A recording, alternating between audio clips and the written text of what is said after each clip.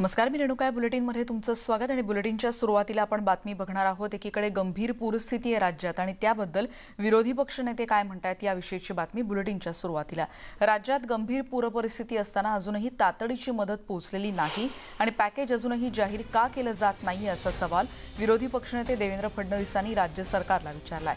या संदर्भात त्यांच्याशी केलेली ही एक्सक्लुझिव्ह बातचीत आमचे प्रतिनिधी संदीप राजगोळकर यांनी हा संवाद साधला.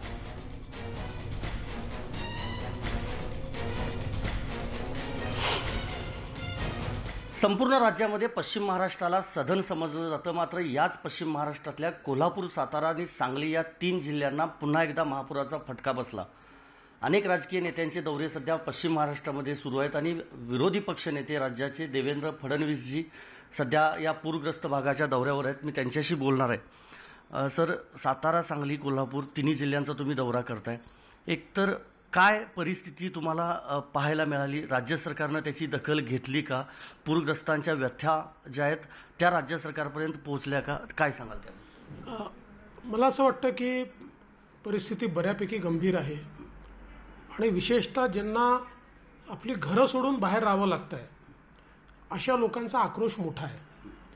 एकूणच आपण बघितलं असेल तर जिथे दरड कोसळलेले आहेत किंवा जिथे कोसळण्याची शक्यता आहे असे लोक मोठ्या प्रमाणात बेघर झाले आहेत आणि आता मुख्य प्रश्न त्यांच्या पुनर्वसनाचा आहे.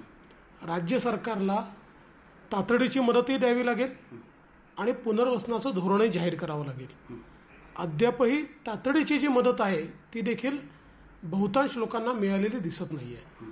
तर मला असं वाटतं की आता बरेच दिवस झालेले आहेत, त्यामुळे सरकारने तातडीची मदत म्हणजे बाकी कॅबिनेटचा निर्णय वगैरे या गोष्टी होत राहतील, पण NDRFच्या नियमांमध्ये जी तातडीची मदत असते ती तरी तात्काळ लोकांना मिळावी अशी अपेक्षा आहे.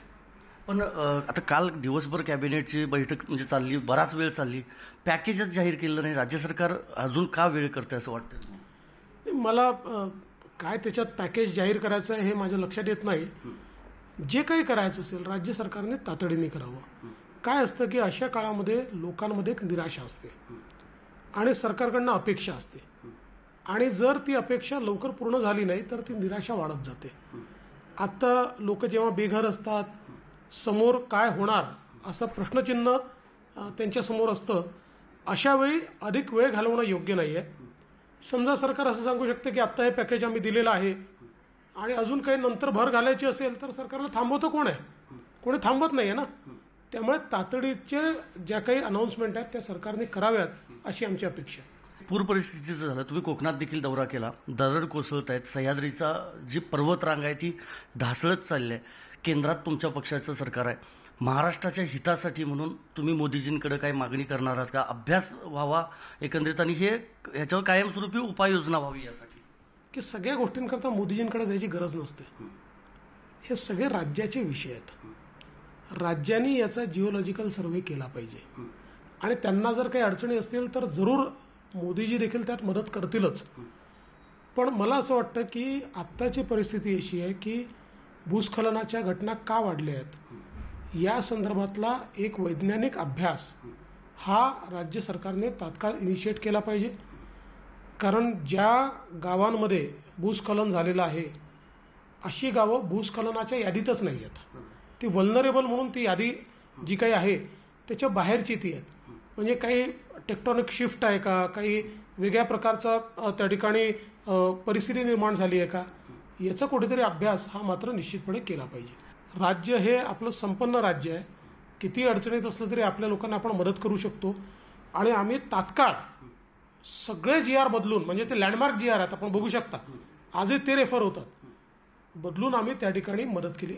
आज आपल्याला अनेक ठिकाणी त्याहीपेक्षा अधिक मदत करण्याची आवश्यकता दिसून पडते आहे.